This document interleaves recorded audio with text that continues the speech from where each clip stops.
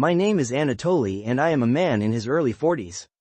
I have my own construction business, a beautiful young wife and a small child. My wife is 30 years old, she works as a chief accountant in a large company, so she always refuses my offers to stay at home with the child.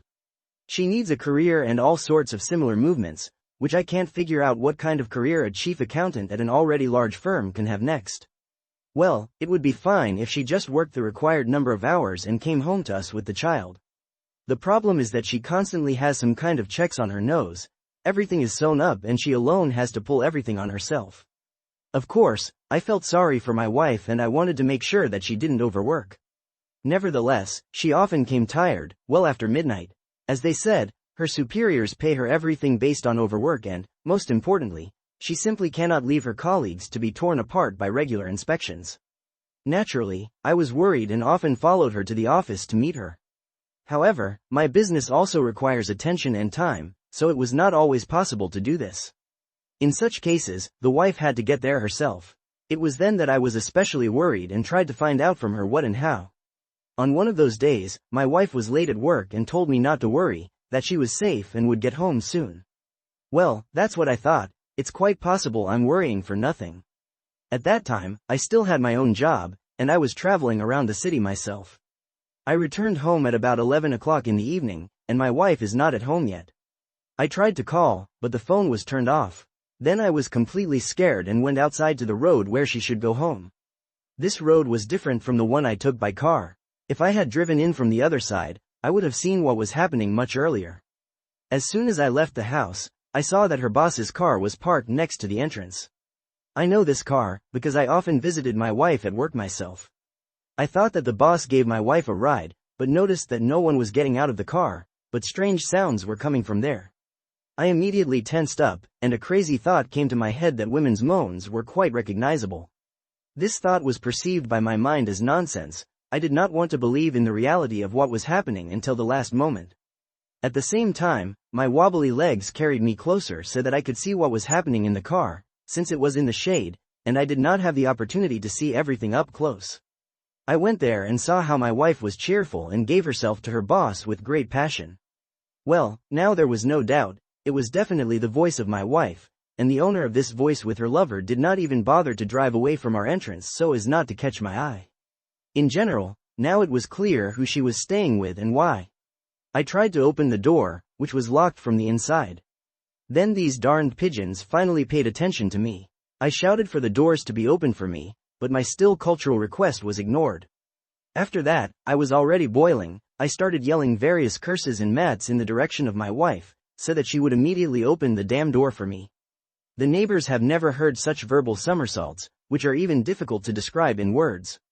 In the first minute of our conflict, everything was there, but I cannot describe it, I will only convey the general meaning. There was also a fallen woman who randomly chooses her partners, and a Virgo who was deceived by lovers, and a lady who prefers extreme types of recreation instead of standard ones next to her husband. At the last verbal somersaults, a couple of neighbors leaned out of the windows, began to laugh wildly, realizing what the essence of the problem was, and encouraged me in my endeavor. But that was before the showdown turned into a more serious stage. After a minute of stupid shouting and a desire to get the faithful out in a good way, she and her lover managed to somehow put themselves in order, and the car began to start. Oh, you scoundrels, all right, I quickly jumped over to the driver's side, grabbed a brick lying nearby and knocked out the window, hit the driver in the face, and while he was recovering from the blow for a second or two, I opened the door and pulled him out. After that, there was a kind of fight, because her boss turned out to be an ordinary office weakling with a big belly and pathetic rat eyes. He tried to answer me something, but I'm always in good shape. I've been going to the gym since I was a teenager, and unlike this ghoul, I look great. Anyway, I have no idea what my wife saw in him. While I was dealing with her boss, the faithful decided to take her clothes in her arms and ran into the apartment. Then I realized that I had called the police. But nothing, and the time will come to her. When the police arrived, it turned out that my former colleague, with whom we had fun while in the army, had arrived on the call. I explained the situation to him, he understood everything and took me to the department, not me, but this scoundrel who was playing tricks with my wife. As for the wife, I had to negotiate through the door. I promised I wouldn't hit her. When the door opened, I kept my promise, but I didn't say that there would be something from my side. I just packed up her things and threw her out the door. She didn't want to leave, started threatening that she would take my child and all my possessions from me, saying that I would never see him again. The neighbors ran out to the screams, then I couldn't stand it anymore and all the things that I just threw away at first, and decided to spoil them altogether. He took a large pair of scissors, picked up her fur coat from the floor and began to chop it, although it gave in with difficulty. My wife tried to snatch it from me, went berserk and started covering me with a 3-story obscenity. It's good that the child stayed with his parents, he didn't need to see such scenes with his parents. In general, while my wife and I were figuring things out, my army friend was doing educational work with his lover, and all my wife's clothes were cheerfully destroyed while she sprayed her poison on me. After destroying the items, I just slammed the door in her face, and at that moment she disappeared in an unknown direction. I didn't really want to see her face. The next day I calmed down a bit. I got a message from her that we needed to get a divorce, and of course I didn't mind. I quickly collected the necessary documents. As soon as it came to alimony, she immediately forgot about her threats to take my child away from me, because everyone found out about the story of the detention and scandal the next day.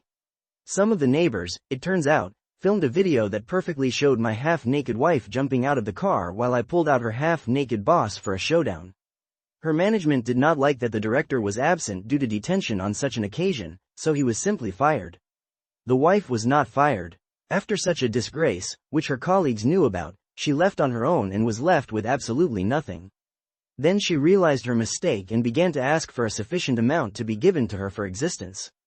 I said I would only give money for food and for the baby. The rest is nothing more than her problems, which concern me last of all. After the divorce, I often see my child. My wife never found anyone. Sometimes he hints at getting back together, tries to put pressure on pity for the child. I have a new relationship, but I'm not in a hurry to get married and have another child yet. Maybe I'm not old enough to start something so big again? My new chosen one understands me, does not put pressure on me and does not insist on anything more than we have now. I hope that in the future I will still be able to be happy, but for now there is still a residue from this disgusting story.